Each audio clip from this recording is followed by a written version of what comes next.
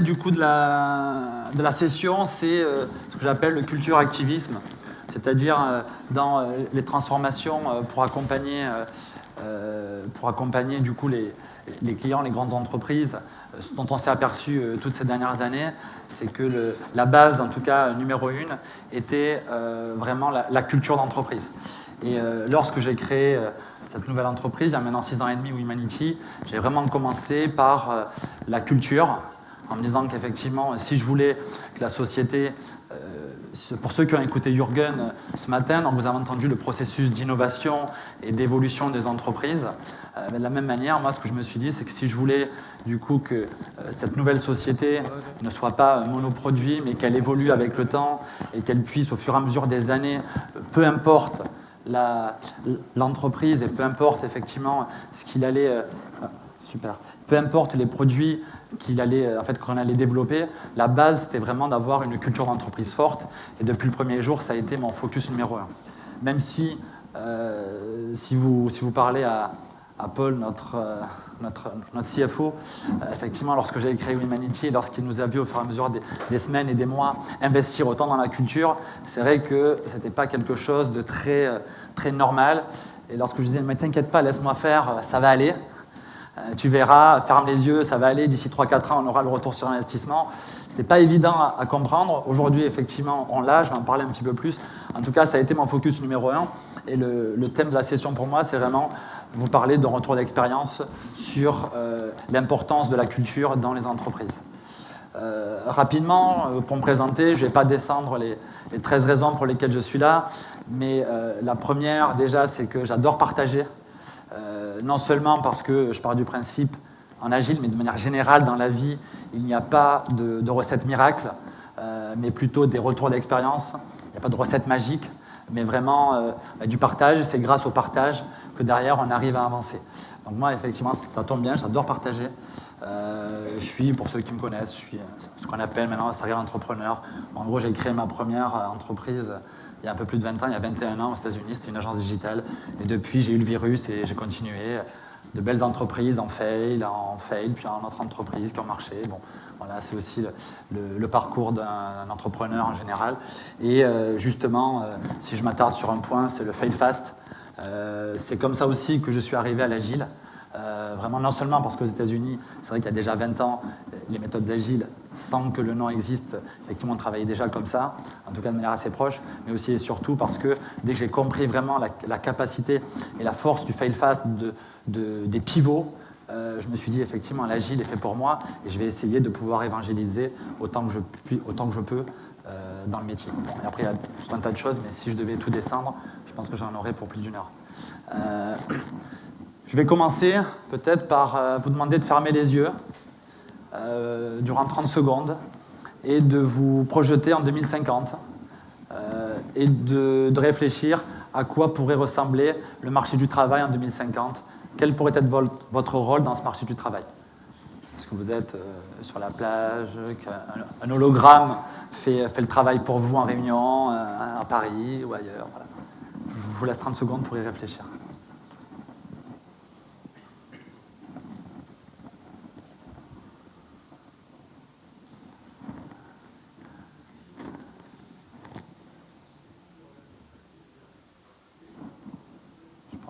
Atteint les 30 secondes.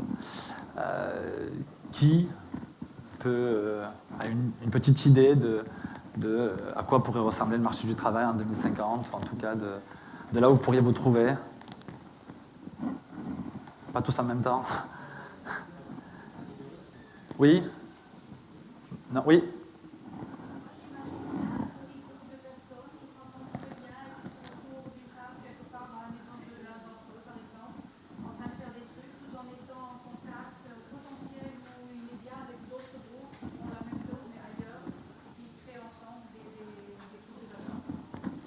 Merci.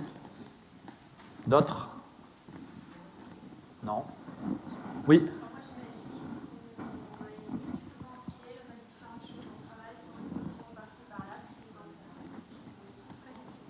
D'accord, on vient effectivement sur l'intérêt individuel, sur de la dynamique de groupe. Donc effectivement, des choses qui peut-être il y a quelques années ou quelques décennies n'existaient pas, ou en tout cas auxquelles on n'aurait pas forcément pu imaginer. Donc là, on s'est positionné en 2050, le futur. Si on revient dans le passé, cette fois, et qu'on se positionne il y a 20-30 ans. Voilà, ça peut faire rire certains d'entre vous, mais pour ceux en tout cas de ma génération ou d'avant, on pouvait fumer dans les avions ou dans les trains. Récemment, j'avais mon fils qui me disait dans l'avion, mais ça sert à quoi là, le cendrier? Je disais, mais avant on pouvait fumer dans l'avion. Je disais, ah bon, dans un avion? Je dis, ben oui, on pouvait fumer. Et dans les trains aussi. On voit effectivement, il y a des médecins qui disent à l'époque que c'était bien de prendre un verre avant de prendre la route le soir. Voilà. Bon, vous avez tous connu le Minitel, en tout cas plusieurs d'entre vous ont sans doute connu comme moi le Minitel, les 3615 des Griffes Tour et autres, pour rester sur sur des choses, on va dire, normales. Voilà. Pour les premiers de ma génération aussi, qui ont connu Internet aussi, Yahoo, qui était effectivement le fournisseur d'accès à Internet, le moteur de recherche, qu'on pensait qu'il allait tout détrôner. Bon, effectivement, ils ont été les premiers, bravo à ce qu'ils ont fait. Mais aujourd'hui, je ne sais pas s'il y a beaucoup de personnes dans la salle qui ont encore une adresse à Yahoo. Ah, encore. Bravo. Qui a encore un Nokia? Ah, un petit peu moins. Effectivement, ces entreprises-là, en tout cas à l'époque où elles étaient présentes, à l'époque où elles étaient leaders dans leur domaine, étaient vraiment effectivement des entreprises dont on pensait qu'elles allaient tout révolutionner pour les 10-15 ans. Je n'ai pas mis RIM pour BlackBerry, c'était pareil, révolution incroyable, mais qui du coup, des sociétés qui n'ont pas su se révolutionner, en tout cas qui n'ont pas su changer. Pour Virgin Megastore, pour la petite anecdote, quand j'avais mon agence digitale aux États-Unis, à un moment j'avais lancé un bureau à Londres, et c'était une des premières entreprises que j'étais allé voir pour leur parler justement, à l'époque on ne parlait pas de transformation digitale, mais on parlait de web, en l'occurrence de mettre tout leur catalogue sur le web. Et lorsque je leur ai proposé ça, ils ont dit « mais vous êtes fous, on va cannibaliser notre business si on fait ça ». On leur a dit « oui, mais si vous ne le faites pas, il y en a peut-être d'autres qui vont le faire ». On a dit « mais on est Virgin Megastore ». On a dit « oui, mais il y a des entreprises aux États-Unis, j'en viens, comme Amazon, Books Online, c'est des nains ». On parlait de ces nains-là, mais jamais ils pourront nous concurrencer. Bon, vous connaissez la suite. Et évidemment, Blockbuster et d'autres entreprises, effectivement, qui malheureusement, Kodak, c'est toujours le même exemple, effectivement, on le prend depuis longtemps, mais ce n'est pas les seuls, voilà, des sociétés qui n'ont pas su se renouveler. Et donc, j'ai pris d'autres exemples aussi, à contrario, beaucoup d'autres se sont renouvelés. Et sans prendre les exemples des GAFA, qui sont toujours les mêmes qu'on prend le plus souvent, j'ai décidé de prendre 3 exemples connus pour certains, d'autres moins connus, mais qui en tout cas pour moi représentent, pour lier ça à la culture, des sociétés qui ont décidé, comme Netflix, de faire passer d'abord la culture et après le business, et après le produit, en pensant que justement, avec une culture de l'innovation, avec une culture forte, ils allaient parvenir justement à faire évoluer leurs produits, et que Netflix c'était un produit, mais que peut-être que quelques années plus tard, le produit allait changer. Netflix, qui a été la première entreprise à créer son Culture Code, son Culture Deck, voilà, vous pouvez voir, qui est immense, qui n'est pas très glamour, c'est je crois 150 ou 200 slides. C'est le premier dont je me suis inspiré il y a 5-6 ans. Je le trouvais superbe. Et justement, leurs valeurs, si on en prend quelques-unes, parce que la culture c'est quoi? C'est d'abord des valeurs, des pratiques communes, un vocabulaire, un vocable commun. Effectivement, on va en trouver certaines qui sont propres à Netflix. Notamment, effectivement, no Brilliant Jerks. Je ne vais pas traduire le jerks, mais en gros, c'est pour dire ils ne veulent pas, chez eux, ils ne sont pas là pour avoir les gens les plus brillants, qui travaillent par en équipe, et des salles, voilà, voilà, je vous laisse voir la traduction sur Internet. Mais en gros, l'idée, c'est plutôt de se dire on va plutôt essayer d'avoir des personnes qui vont travailler en équipe, qui sont très bons, et justement avec un but commun, des personnes qui sont honnêtes. Eux, par exemple, ils vont mettre l'honnêteté avant la bienveillance, avant la gentillesse.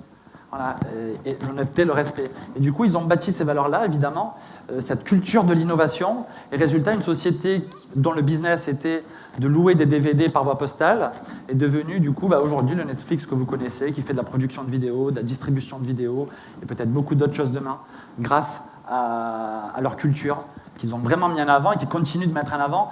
Et la culture, ce n'est pas juste quelques valeurs marketing qui sont mises sur quelques post-it ou voilà, de se dire ok, on le met sur Internet et on verra. Mais vraiment, à l'intérieur de leur entreprise, effectivement, ils ont toutes ces valeurs-là qui sont dont les actions de tous les jours participe effectivement au fait que les valeurs puissent vivre dans l'entreprise. Et la culture, c'est quelque chose, évidemment, qui chaque jour doit être maintenu et qui doit se renouveler aussi en permanence. On ne peut pas, là aussi, se dire « c'est bon, on a une culture d'entreprise, elle va rester les 10 prochaines années et après on peut passer à autre chose ». Non, effectivement, c'est la base et il faut la cultiver, effectivement, tous les jours. Un autre exemple de Mindvalley, je ne sais pas si vous connaissez, c'est une société qui fait de l'éducation en ligne, une toute petite société malaisienne, mais qui compte quand même plus de 3 ou 4 millions d'utilisateurs, qui, je dirais, dont 99% des employés, déjà des candidats sont internationaux, des candidatures sont internationales, pardon. Leurs employés qui sont des employés internationaux. Et en fait, justement, eux aussi, une petite entreprise qui fait partie des 10 entreprises les plus cool de la planète, dans lesquelles il fait bon vivre. Et en l'occurrence, eux, là aussi, ils ont tout basé sur leur culture, ils ont tout basé sur le sens, et ils ont créé l'environnement, ils ont créé effectivement les moyens. Donc, il n'y a pas vraiment dans cette entreprise de bureau en tant que tel. Ils existent, mais les personnes vont travailler partout. Par contre, ils vont se réunir très régulièrement autour d'événements, autour de retraites, qui vont mêler des festivals, de l'inspiration. Si vous voyez effectivement le fondateur malaisien qui va régulièrement parler à ses salariés, qui va régulièrement parler aussi à ses clients. Donc vraiment, là aussi, il a créé une culture d'entreprise forte, là aussi avec un objectif de se dire « culture first ». Et le reste suivra. Évidemment, il faut un produit, mais si dans la culture, la satisfaction des clients et le fait d'avoir des produits qui répondent aux besoins des clients en permanence fonctionnent, ben automatiquement, on revient à cette culture et on revient à la réussite de cette entreprise qui marche extrêmement bien aujourd'hui, qui dépasse en tout cas beaucoup d'indicateurs de succès que d'autres entreprises rêveraient d'avoir, soit en termes de chiffre d'affaires, de croissance, de résultats, et justement en ayant misé sur la culture.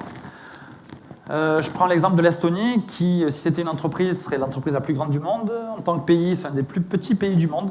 Par contre, qui, à 20 ans, a réussi, en un tout petit peu plus de 20 ans, a réussi à créer dans le pays une culture de l'innovation, une culture de l'entrepreneuriat, non pas en misant énormément sur des tonnes de millions d'euros ou de milliards d'euros dans les startups, mais justement plutôt en investissant sur la culture et en mettant en avant les services des startups, en tout cas tous les services régaliens d'un pays auprès des startups.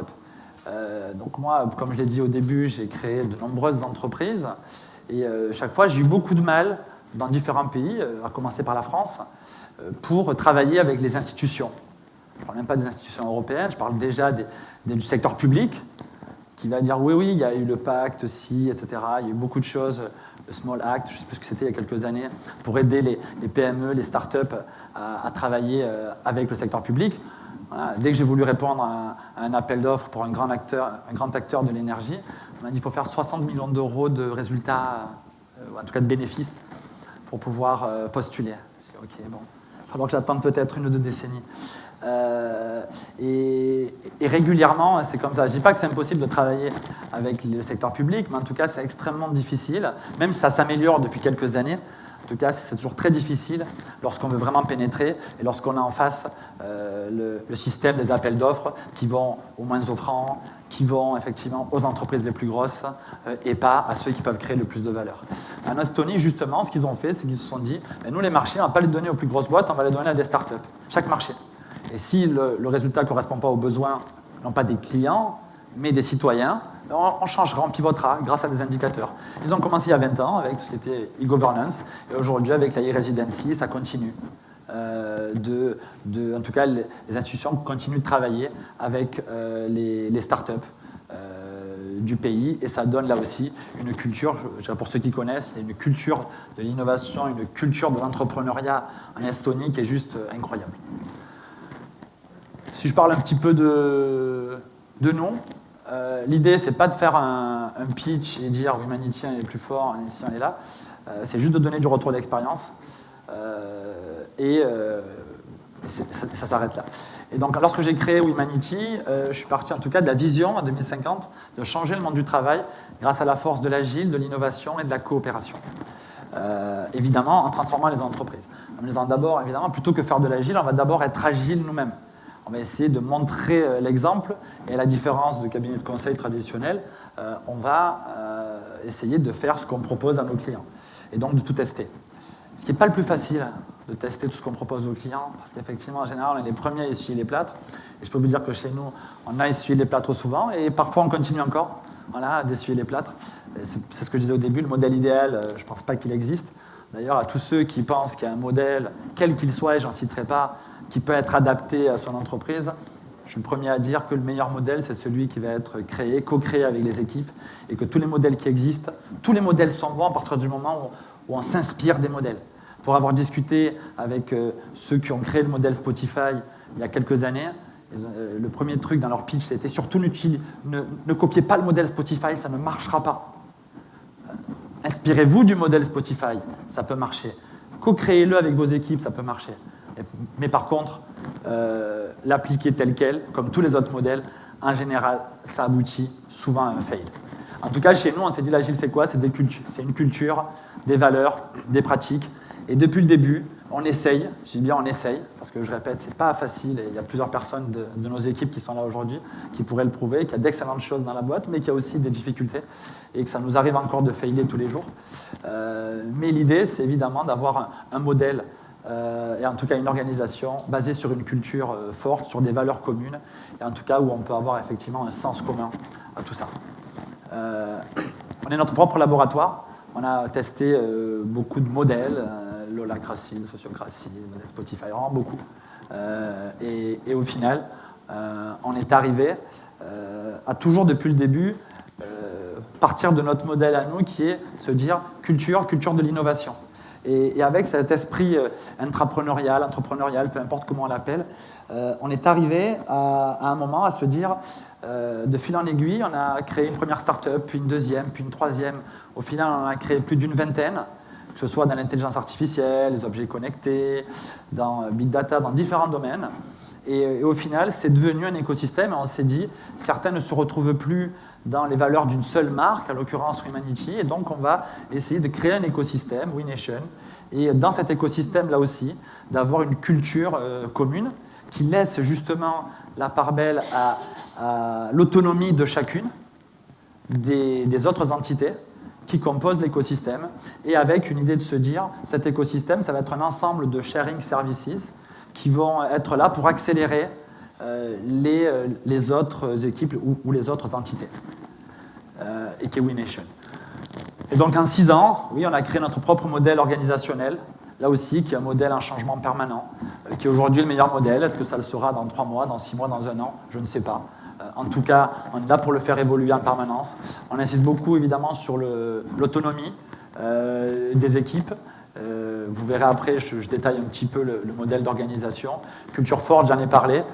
Les startups, et on essaie effectivement, en tant que faire se peut, d'être en permanence dans l'apprentissage continu et la durabilité. Donc le modèle, c'est celui-ci. C'est une organisation qu'on va appeler en pod.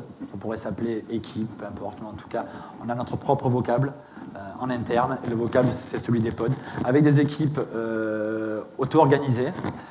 Justement, auto-organisées, mais avec des leaders. Justement, je disais au début qu'on a failli au début à utiliser certains systèmes, comme l'holacratie, méthode sur laquelle je ne crache pas du tout. C'est une excellente méthode. Juste, il faut qu'elle corresponde. Juste, elle ne correspondait pas. En tout cas, chez nous, effectivement, on s'est dit que c'était important d'avoir des leaders forts. On a des leaders chez nous, dans chaque équipe. On a des leaders, on a des opérateurs. Donc chacun a un rôle. En tout cas, il y a beaucoup de rôles différents. On a des hackers dans chaque équipe aussi.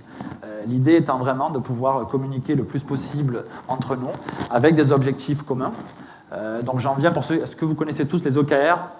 Je pense que oui. Objectif qui résulte. C'est en gros, en quelques mots, ça va à l'encontre du MBO, Management by Objective, où en gros, il y a la direction qui donne des objectifs et les équipes qui doivent répondre à ces objectifs-là, qu'elles le veuillent ou non. L'avantage des OKR, c'est que 1, c'est complètement transparent, 2, c'est trimestriel, 3, c'est partagé entre les équipes. Et donc, il n'y a pas d'objectifs qui sont obligés d'être atteints par les équipes, mais justement des objectifs partagés. Et en tout cas, c'est quelque chose, en tout cas, chez nous, qui a fonctionné très bien à certains moments, qui parfois peut s'essouffler aussi, comme tout, ça se cultive. La culture, ça se cultive, les pratiques aussi. Et justement, c'est le fait d'être en permanence proches de ces pratiques-là et être là pour promouvoir. Et c'est justement le rôle des leaders de pouvoir les promouvoir. Avec là aussi la culture du feedback en permanence. Work is not a job, c'est un de nos motos, en tout cas un de nos leitmotifs dans la boîte. Le fait de se dire, on ne se prend pas non plus au sérieux. Ok, on bosse beaucoup, mais ce qui fait aussi la différence à un certain moment entre les différentes entreprises pour lesquelles on travaille, c'est ok, le sens commun, la culture, on l'a dit, mais c'est aussi passer des bons moments ensemble. Ces bons moments, du coup, on a beaucoup de pratiques et de moments communs. On a tous les mois ce qu'on appelle des knowledge share, donc des moments de partage localement dans chaque pays. On a également des ASF, Agilistes sans frontières, qui sont la même chose, des moments de partage, tous les pays réunis. Tous les trimestres. On a également des Open Humanity Day, des moments dédiés à l'innovation et à la co-construction de l'entreprise, tous ensemble, trimestriellement. Vraiment, on a beaucoup d'événements qui font que l'idée, c'est bien de se retrouver ensemble. Pour nous, en tout cas pour la majorité d'entre nous, pas assez souvent. Là aussi, on aimerait encore se retrouver beaucoup plus souvent. Mais en tout cas, on a beaucoup d'événements aussi qui nous permettent de partager et de nous retrouver, et justement retrouver les valeurs qui sont les nôtres. Je ne vais pas toutes les descendre, mais en gros sur les valeurs principales. Au-delà des valeurs, chacune des valeurs est déclinée. Ce n'est pas juste marketing. Oui, la bienveillance, tout le monde le dit. Qui aujourd'hui ne dit pas qu'il est bienveillant par Netflix. Mais au-delà de ça, par quoi ça se manifeste chez nous? La bienveillance, c'est le fait que personne ne doit se retrouver seul, et donc chacun doit avoir un mentor, et ou ce qu'on appelle un buddy chez nous, c'est-à-dire quelqu'un qui doit l'accompagner soit dans sa carrière, soit qui doit l'accompagner dans son parcours aussi, pour des problèmes perso, pro et autres. Voilà, la coopération et le partage, je le disais tout à l'heure, on est là pour co-construire ensemble, et c'est pareil sur tout le reste en fait. Voilà, l'idée c'est vraiment de voir comment elles se manifestent dans l'entreprise et comment elles agissent et comment elles vivent au jour le jour. On a d'ailleurs au niveau de l'entreprise une sorte de poster, on en a même plusieurs, donc dans lequel évidemment il est trop petit, mais hop, c'est ici. J'ai ici nos cartes, qui sont les cartes dans lesquelles tout le monde est censé les avoir, en tout cas j'espère, à l'onboarding. Et ces cartes représentent, en tout cas sur tous les onboardings, en tout cas j'en parle à tout le monde, elles représentent évidemment notre vision commune, notre mission, nos valeurs et nos fondations. Il y en a, je crois, une trentaine.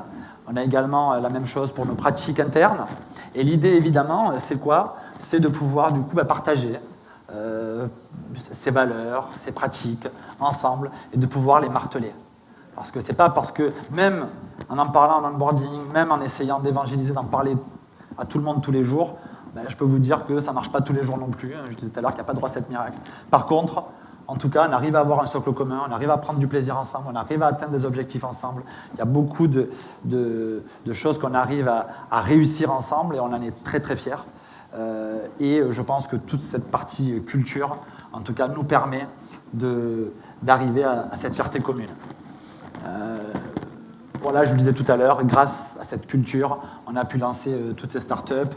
En interne, évidemment, on n'a pas de hiérarchie en tant que telle. On a par contre une organisation, comme je le disais, avec des leaders, avec ce qu'on va appeler un inspirational board. Voilà, c'est plutôt un board d'inspiration des équipes qui est international et qui va permettre, et cross-équipe, et qui va permettre en général de valider ou pas les hypothèses et les projets de tout le monde. Demain, quelqu'un arrive avec une nouvelle idée, effectivement, il va devoir travailler en amont sur, non pas un business plan, pas un fonds d'investissement non plus, mais par contre qui va arriver, qui va devoir travailler sur une sorte de canevas qui ressemble peu ou prou à un business model canevas, mais qui nous correspond bien, et dans lequel, effectivement, on va pouvoir progressivement faire valider ou pas les hypothèses de croissance, les hypothèses de business model ou pas, et comme ça, on est capable ensuite de lancer de nouveaux métiers, de lancer de nouveaux pays, de nouvelles régions.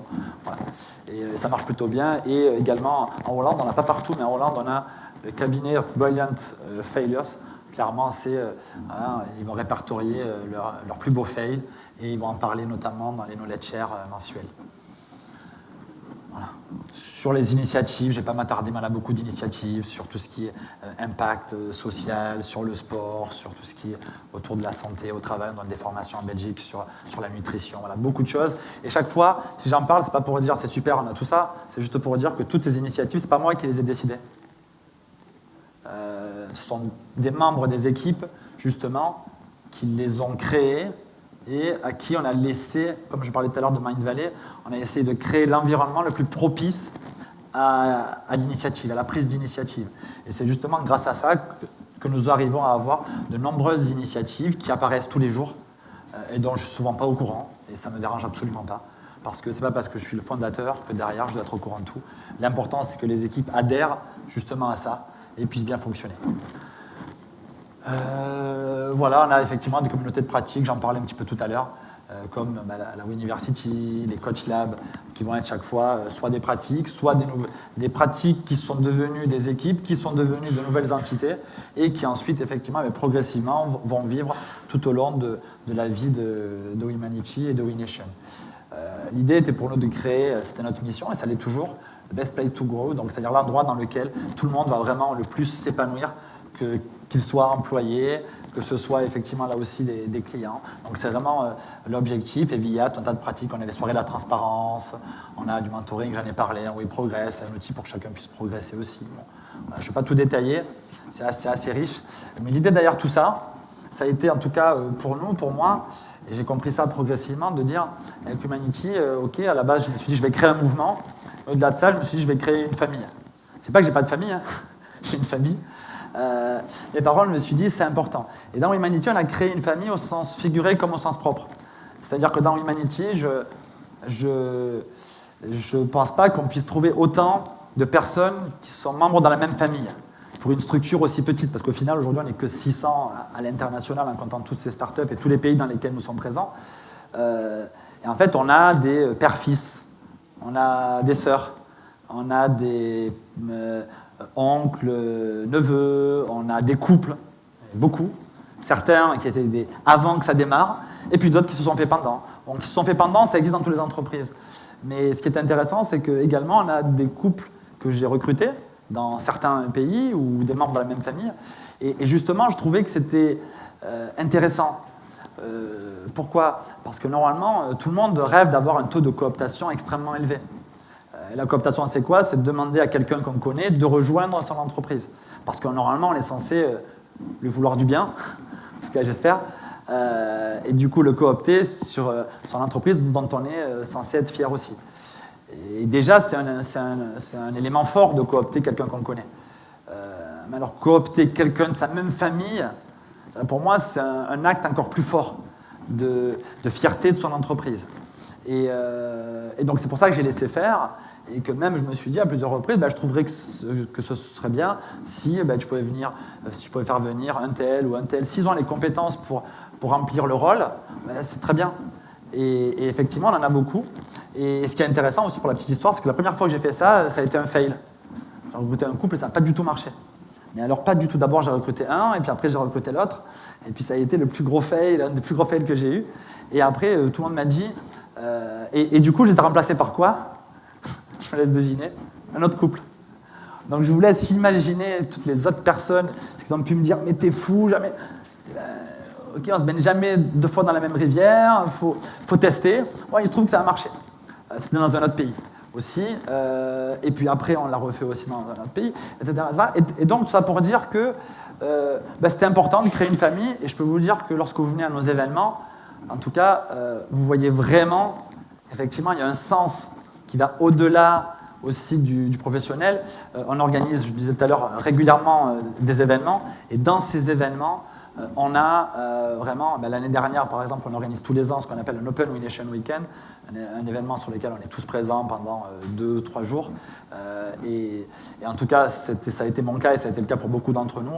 Et j'ai apprécié quand beaucoup sont venus me dire « Ah, c'est le meilleur week-end de ma vie, j'ai adoré, c'est comme si j'étais avec des amis, etc. » Et c'est vraiment quelque chose en tout cas qui est important et qui fait aussi la fierté, en tout cas qui fait ma fierté et qui fait la fierté de plusieurs personnes de l'entreprise.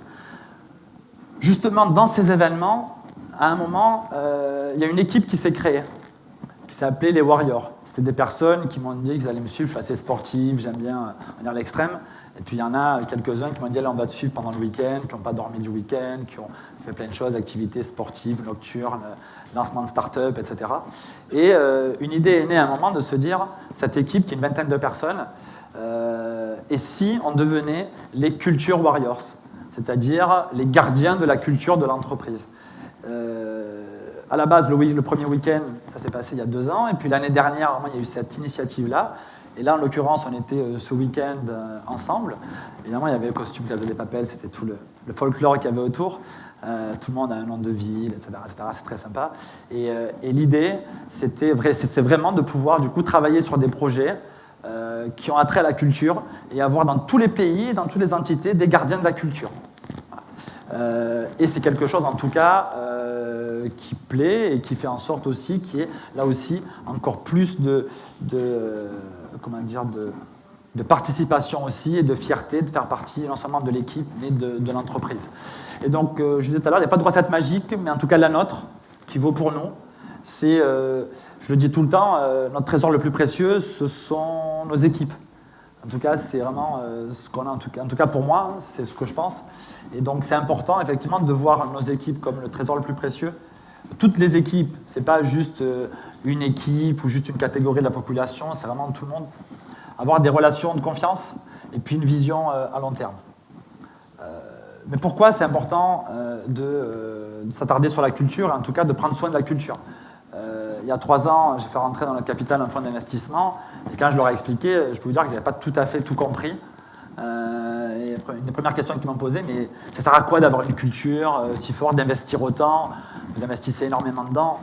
Et je leur ai dit, déjà, si on veut atteindre des performances importantes, en l'occurrence on l'a fait, déjà d'avoir une culture forte, le fait de pouvoir atteindre des performances, comme je vous le disais, via des outils, en tout cas des pratiques, comme les OKR et d'autres, vraiment de se dire on travaille en équipe, et ça marche plutôt bien.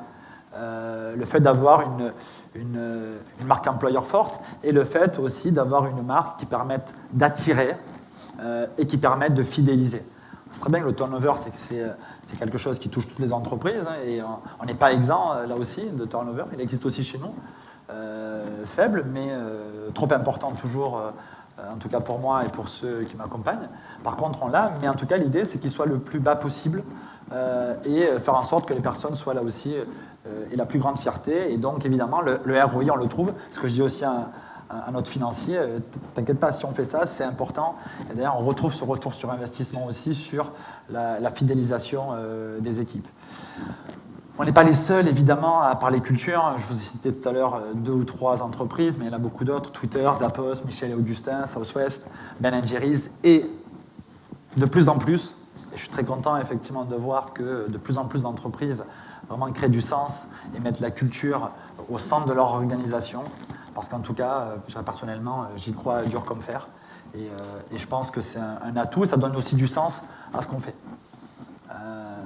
Quelques takeaway recommandations, mais comme je disais tout à l'heure, plutôt que recruter, en tout cas là aussi pour nous, plutôt que recruter une équipe, j'aide plutôt à créer une famille et aussi d'être patient sur la culture. La culture, c'est pas quelque chose qui se décrète, c'est pas quelque chose qui reste stable et qui ne bouge plus. Justement, la culture doit être en permanence en évolution. Il ne doit pas s'arrêter à un moment où ça y est, on a une super culture. Ça y est, c'est fini, on peut passer à autre chose. Je le répète, c'est vraiment, la culture doit s'adapter aussi à la croissance de l'entreprise. Tout le monde doit grandir ensemble. Et ce sont aussi les membres des équipes qui vont faire en sorte que cette culture vive. Et la culture va aussi permettre de pouvoir jauger aussi les comportements de tout un chacun dans l'entreprise. Voilà. Et pour créer un maximum de sens. Voilà, j'ai quasiment terminé, mais en gros, les quelques derniers mots, c'est ça. Si jamais vous voulez un changement, évidemment, incarnez-le et montrez l'exemple. En tout cas, c'est toujours mieux. Et ne demandez pas forcément la permission.